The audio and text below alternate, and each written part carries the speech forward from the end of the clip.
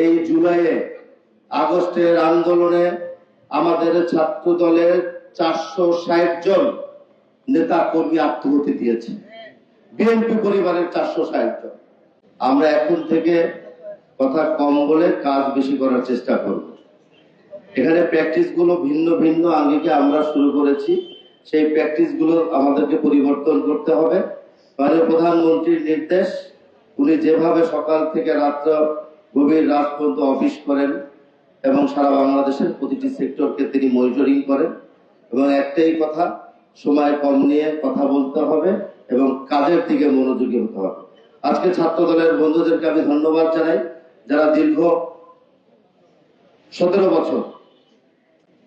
বছর ফ্যাসিজমের বিরুদ্ধে আন্দোলন করতে গিয়ে আমাদের ছাত্র দলের, যুব দলের, স্বেচ্ছাসেবক দল, বিএনপি পরিবার এবং বিভিন্ন রাজনৈতিক দলের নেতৃবৃন্দকে ওই সময় ফ্যাসিজমের বিরুদ্ধে কথা বলতে গিয়ে তাদের শহীদ হতে হয়েছে, আত্মহত্যা দিয়েছে, আহত হয়েছে।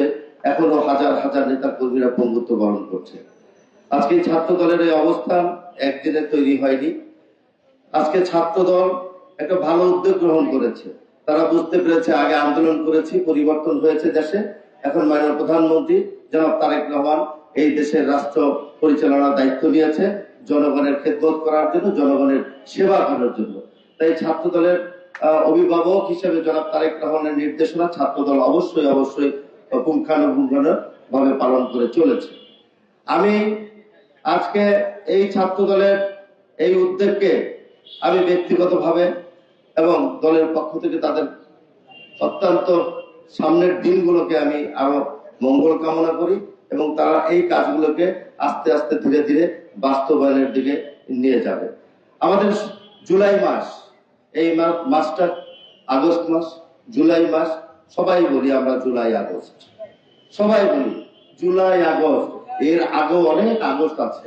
17 বছরের দীর্ঘ যেই প্র্যাকটিস গুলো করেছি আমরা, দীর্ঘ 17-18 বছরে হাসিনার বিরুদ্ধে আন্দোলন করতে গিয়ে আমরা অনেক ক্ষতিগ্রস্ত হয়েছি।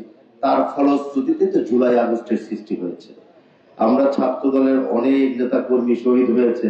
এই জুলাইয়ে আগস্টের আন্দোলনে আমাদের ছাত্র দলের 460 জন নেতা কর্মী আত্মহত্যা দিয়েছে। বিএনপি পরিবারের 460 জন। অন্য একটা রাজনৈতিক দলের দেখান তো এরকম শত শত নেতা কর্মী আত্মহত্যা দিয়েছে কিনা। আজকে আমাদের ওয়াসিম চট্টগ্রামে আন্দোলন করতে গিয়ে তিনি শহীদ হয়েছেন।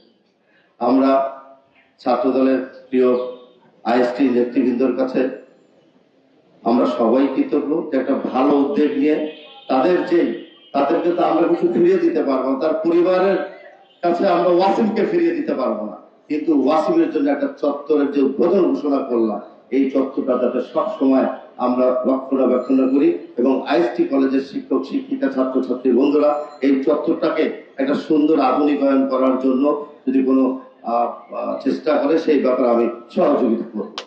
আমি চাই ছাত্রদল দেশ গড়ার কাজে থাকবে। ছাত্রদল প্রতিটি জায়গায় বাংলাদেশের আনাচে কানাচে যেখানে আছে জনাব তারেক রহমানের যে ভীষণ ক্লিন এবং গ্রিন, সেই কাজগুলো বাস্তবায়ন করবে।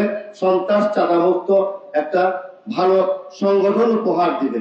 যেখানে ছাত্রদল থাকবে সেই ছাত্রদল হবে মানবিক জনসেবার ছাত্রদল। আমরা সেই কাজগুলো করার চেষ্টা করছি। এর পাশে যে আইএসটির যে সমস্যাগুলো আছে আমি ইতিমধ্যে নোট নিয়েছি, আমরা ব্যবস্থা গ্রহণ করবো। সবাই ভালো থাকবেন।